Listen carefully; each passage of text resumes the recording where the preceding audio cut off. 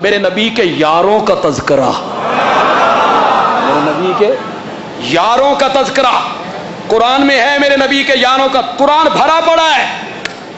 میری خطبات بندیالوی کی جو 7ویں جلد ہے اس میں نے عظمت صحابہ پر قرآن کی 313 آیتیں پیش کی ہیں۔ اگر کوئی اور عالم محنت کرے اس کو آگے بڑھائے تو اور آیتیں بھی وہ نکال سکتا ہے۔ یہ ساری قرآن کی آیتیں ہیں جن میں میرے نبی کے یاروں کے تذکرے ہیں، ان کی صداقت کے، امانت کے، تقوی کے، زہد کے، رب کی رضا کے، جنت کے پروانے کے تذکرے ہیں۔ بس ایک جملہ کہوں گا، یہاں کئی نوجوان ہوں گے، پڑھے لکھے لوگ ہوں گے جو جیلم کے مرزا سے بڑے متاثر ہو رہے ہیں۔ وہ جو جیلم کا مرزا ہے بڑی کتابیں دکھاتا ہے جی، بڑی تاریخ کی کتابیں پیش کرتا ہے جی، فلاں تاریخ نے یوں لکھا، فلاں کتاب نے یوں لکھا، فلاں عالم نے معاویہ کے بارے میں یوں لکھا، طلحہ کے بارے میں یوں لکھا، عثمان کے بارے میں یوں لکھا، یہ کتاب، یہ کتاب، یہ کتاب، یہ کتاب۔ اور لاہور کے لوگوں اور نوجوانوں، میری ایک بات پلے باندھ لو، دل کی تختی پر لکھ لو میری بات، دنیا کا کوئی بندہ صحابہ کے معاملے میں تمہیں بدرا نہیں کر سکے گا۔ بندیالوی کہتا ہے صحابہ تاریخی شخصیات نہیں ہیں، صحابہ قرآنی شخصیات ہیں۔ ہم نے صحابہ کو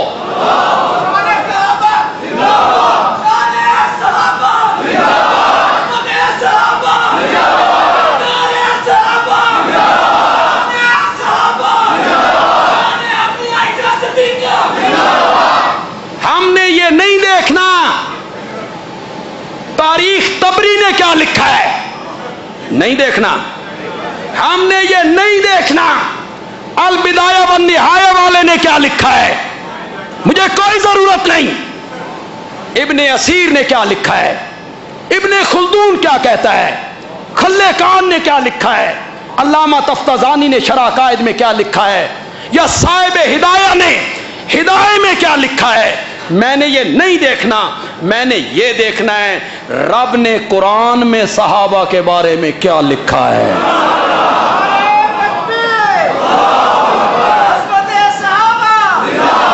صحابہ کے معاملے میں گندی مکھی نہیں بننا، صحابہ کے معاملے میں شہد کی مکھی بننا ہے، گندی مکھی نہیں بننا۔ گندی مکھی بیٹھتی ہے گو پر، گندی مکھی بیٹھتی ہے نجاست پر، گندی مکھی بیٹھتی ہے غلاظت پر، اور شہد کی مکھی پھولوں پر، پھلوں پر، سبزے پر، باغات میں۔ صحابہ کے معاملے میں گندی مکھی بن کر صحابہ کو تاریخ کے ورقوں میں نہیں دیکھنا، شہد کی مکھی بن کے قرآن کے صفحوں میں دیکھنا ہے۔ تم متنفر کرنا چاہتے ہو صحابہ سے لوگوں کو، ان کی غلطیاں گنواتے رہتے ہو، یہ کیا، یہ کیا، یہ کیا۔ اور لوگوں، جب آپ عمرے پہ جاتے ہیں، حج پہ جاتے ہیں، تو ایک طبقہ جو ہے وہ تو بہت زیادہ واپس آ کے لوگوں سے کہتا ہے اور میری قسمت ویکھو جی، میں روزے دیاں جالیاں ویکھ کے آئے، میں روزے دیاں جالیاں ویکھ کے آیا، میں وہ گلیاں ویکھ کے آیا، میں وہ محراب ویکھ کے آیا، میں خندق دی جگہ ویکھ کے آیا، میں عہدہ میدان ویکھ کے آیا، میں مدینے کی فضاؤں میں آیا ہوں، میری قسمت دیکھو۔ تو مدینے دیاں گلیاں ویکھ کے آویں، تیرے پیر زمین تے نہیں لگ دے۔ اس معاویہ پہ تنقید کرتا پھرتا ہے جو میرے نبی سے مصافحے بھی کیا کرتا تھا، معانقے بھی کیا کرتا تھا۔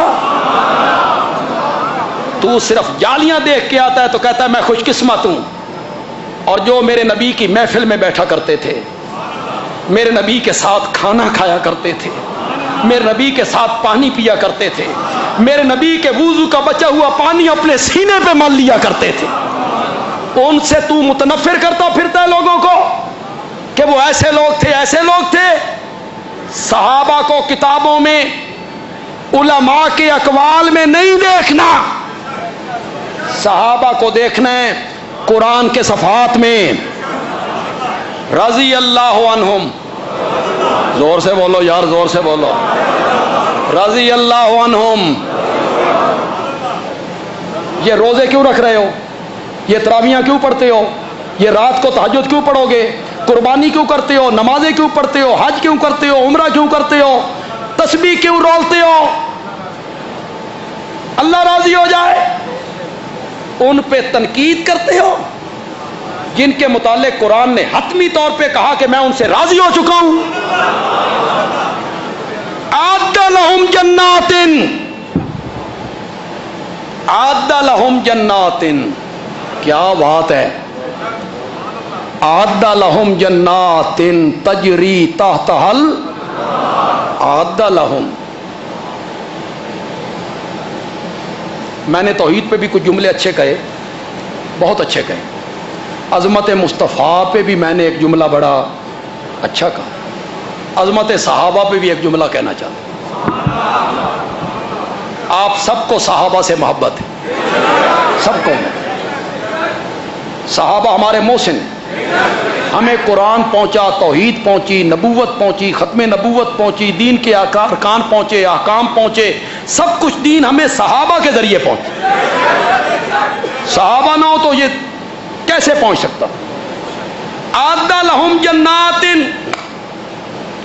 یہ میرا مقولہ ہے، جو میں مقولہ بولنے لگا ہوں یہ کسی عالم نے نہیں کہا، کسی کتاب نے نہیں لکھا، یہ میرا مقولہ ہے۔ اعد لہم جنات تجری پہ بولنے لگا ہوں، پسند آ جائے تو کہنا صحابہ کی عظمت پہ بندیالوی اچھا جملہ بول گیا ہے، اور آپ کی سبحان اللہ بتائے گی کہ آپ کے دل میں ٹھنڈ پڑی ہے میرے جملے کو سن کے۔ بندیالوی کہتا ہے صحابہ کو جنت کی اتنی تلاش نہیں تھی جتنی خود جنت کو صحابہ کی تلاش تھی۔ اعد لہم جنات تجری تحتہا الانہار۔